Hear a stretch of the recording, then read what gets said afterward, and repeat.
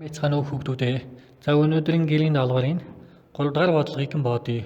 За 3-ны 2x нэмэхэн 3 тэнцүү 2-ны x-ээр нэмэхэн 3 гэсэн тэгшт гэрийг бодохдоо бид нар пропорцийн чанарын ёсоор энэ 2x нэмэхэн 3-аар үйлжүүлнэ. 3-ыг x нэмэхэн 3-таа үйлжүүлнэ. За би чи 2 үйлжих нь 2x нэмэхэн 3 тэнцүү 3 үйлжих нь x нэмэхэн 3. За халтыг задлан тэ. Эндээс халтыг задлах ясаа одоо ингээс 2-ыг 2x-ээр 2-ыг нэмэх 3-аар үйлжүүлнэ. За үйлжүүлээ 2 үйлжих нь 2x нэмэхэн 2 үйлжих нь 3. Тэнцүү энийг бас адилхан саяны ялгаар гэж үйлжүүлнэ. За 3-ыг x-ээр үйлжүүл нэмэх нь 3 үйлжих нь 3. За үйлжүүлээ эндээс 4-ний x нэмэх нь 6 тэнцүү 3x нэмэх нь 9. За хувьсгчдыг нэг талд нь тоонуудыг нөгөө талд нь гаргая. За энэ нэмэх 3-ны x-ийг 10 талд нь гаргая. 6-аг нөгөө талд нь гаргая. Зүүн талд нь. Тэгвэл 4-ний x хэвээрээ бичгдээд хасган 3x болно. Тэнцүү 9 хасган 6. Эндээс x тэнцүү 3 гэсэн хариу гарах юм байна. За дараагийн бодлого.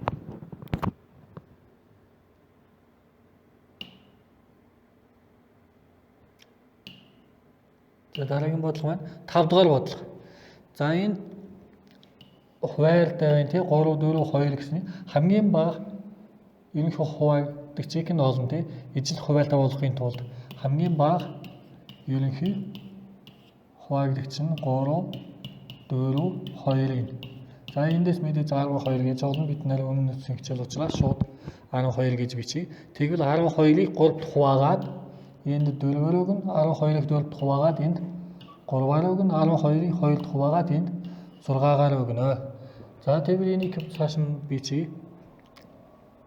4 үйлжих нь 4x хасах нь 51 хуваах нь энэ 12 болсон байгаа. Хасах нь 3 үйлжих нь 17 хасах нь 3x хуваах нь 12 тэнцүү 6 үйлжих нь 5 дээр нэмэх нь x хуваах нь 12. За бүгдээрээ эзлэх нь хуваарьтай болсон учраас хуваарийг нь орхиё. За тэгвэл 4 үйлжих нь 4x хасах нь 51 хасах 3 үйлжих нь 17 хасах нь 3x тэнцүү 6 үйлжих нь 5 дээр нэмэх нь x. За халтыг задлая. За халтыг задлая. Түрүүний аргаар 4-ийг x-ээр үйлжүүлвэл 16x. За 4-ийг хасах 51-ээр үйлжүүлвэл хасах 204 гэж гарна. За хасах 3-ыг 17-оор үйлжүүлвэл хасах 51, хасах 3-ыг хасах 3x-ээр үйлжүүлвэл нэмэх 9x болно тийм.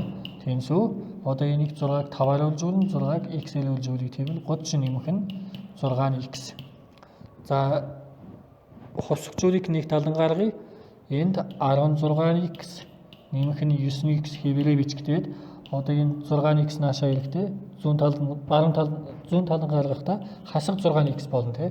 Тэнцүү 30 үлдээд одоо хасах 204 ийшээ гараад нэмэх 204 нэмэх нь 51 гэж бичигднэ. За одоо эндээс эмхтгэе. Тэгвэл 16 дээр 9-ийг нэмэлээ. 25-аас 6 хасвал 19-ны x. Тэнцүү одоо энэ 3 тоог нэмэх хэлчин энэ 24 биш 204 шүү. Уучлаарай энэ 204 байсан тийм. За 285 гэж гарна. Эндээс x тэнцүү хэдвэ? X тэнцүү 285-ыг 19-т хуваахаар чинь x тэнцүү 15 гэж гарах нэ. За дараагийн бодлого маань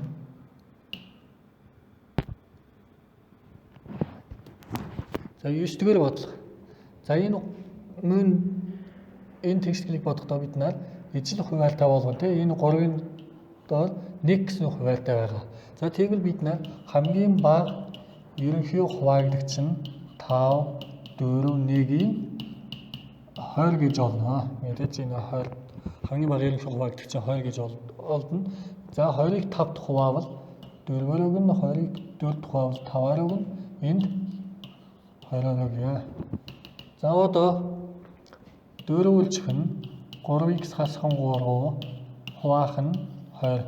Хасах нь 5 үлжих нь x хасах нь 6, хуваах нь 20. Тэнцүү 3 үлжих нь 20, хуваах нь 20 гэж гарна тий. За эндээс эзлэх нь хуваарьтай болсон учраас хуваарьуудыг нь орхиод хөлдөрийг нь бичиж 3x хасах нь 3, хасах 5 үлжих нь x хасах нь 6, тэнцүү 3-ыг 2-оор үлжүүлсэн байна тий. За одоо халтыг задлая. 4-ийг 3x-ээр үлжүүлвэл 12x, 4-ийг хасах 3-аар үлжүүлвэл хасах 12. За хасах 5-ыг x-ээр үлжүүлвэл хасах 5x, хасах 5-ыг хасах 6-аар үлжүүлвэл нэмэх 30 болно. Тэнцүү эндээс 60 гэж гарна тий. За 12x-ээс 5x-ийг хасвал 7x. За хасах 12 нэмэх 30 гэхэл чинь нэмэх 18 гэж гарна. Тэнцүү 60. За одоо текст гэдгийг бодно те. Эндээс 60 хасах нь 18 буюу 7x тэнцүү 42x тэнцүү хэдэ 6 гэж олдох нэ. За анхаарал тавьсан та бүхэнд баярлалаа.